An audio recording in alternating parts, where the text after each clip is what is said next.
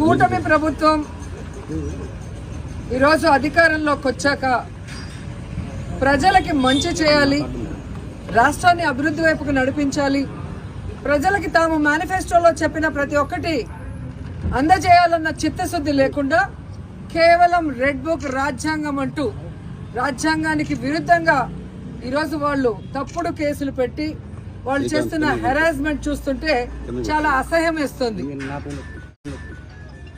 ఈరోజు వైఎస్ఆర్ కాంగ్రెస్ పార్టీ నాయకుల మీద కేసులు పెట్టి వాళ్ళని అరెస్ట్ చేసి కోర్టుకు తీసుకువెళ్ళి కోర్టులో బెయిల్ ఇచ్చే లోపల ఇంకో పోలీస్ స్టేషన్లో ఇంకో కేసు పెట్టి మళ్ళీ ఇంకో కోర్టుకు తీసుకెళ్ళటం, అక్కడి నుంచి బయటకు వస్తే మళ్ళీ ఇంకో కోర్టులో కేసు పెట్టి ఇంకో చోటుకు తీసుకెళ్ళటం.